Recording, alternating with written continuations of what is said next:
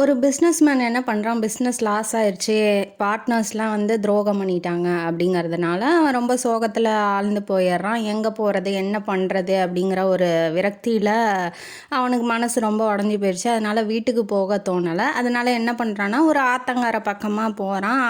ஆத்தையே பார்த்துட்டு வாழ்க்கையே போயிடுச்சு, இனிமேட்டு நம்ம எப்படா வாழ போகிறோம், குழந்தைய எப்படா காப்பாற்ற போகிறோம், குடும்பத்தை எப்படி காப்பாற்ற போகிறோம், நம்ம வாழ்க்கையே அவ்வளோதான்டா, இப்படி பண்ணிட்டாங்களே, இதை செஞ்சிட்டாங்களே, அதை செஞ்சிட்டாங்களே, இப்படி பார்ட்னர்ஸ் கவுத்துட்டானுங்களே, துரோகம் பண்ணிட்டாங்களேன்னு நினச்சிக்கிட்டே இருக்கான். நினச்சிக்கிட்டே இருக்கும்போது உட்காரான் ஒரு தவளை உட்காந்து.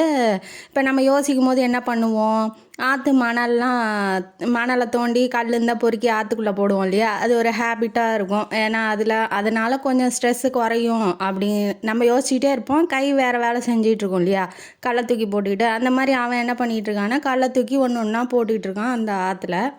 அப்படியே தூங்கிடுறான். கையில் ஒரு கல்லோடு அப்படியே படுத்து தூங்கிடுறான். அப்படியே போட்டுக்கிட்டே இருந்திருப்பான். நடந்து தூக்கம் வந்துருச்சு, தூங்கிட்டான். விடியம் போகுது, வெளிச்சம் வர ஆரம்பிக்குது. சரி, கையில் ஒரு கல் தானே இருக்குது, ஏன்னா சுற்றி இருக்க கல்லெல்லாம் தூக்கி போட்டான். கையில் ஒரு கல் தானே இருக்குது, அதையும் தூக்கி போட்டுடலாம் அப்படின்னு சொல்லி தூக்கி போட போகும்போது தான் தெரியுது, கையில் இருக்கிறது ஒரு வைரக்கல், கூழாங்கல் இல்லை.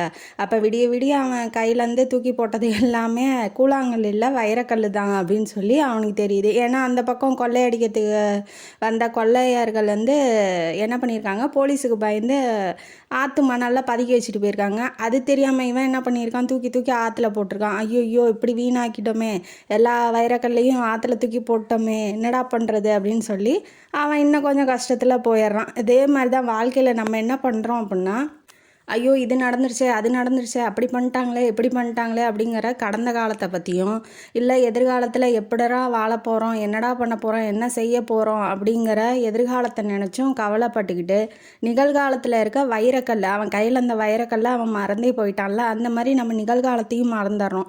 நம்ம இப்போ தான் வாழ்கிறோம், இப்போ தான் ஆரம்பிக்கிறோம், இப்படி தான் வாழணும் அப்படிங்கிறது இல்லாமல் இப்போ கிடைக்கிற நிமிஷத்தை நல்லபடியாக பயன்படுத்தி வாழ்ந்தால், நிகழ்காலத்தை பயன்படுத்தினா அது ஒரு வைரம் மாதிரி நமக்கு யூஸ்ஃபுல்லாக இருக்கும் அப்படிங்கிறது இந்த கதையோட கருத்து.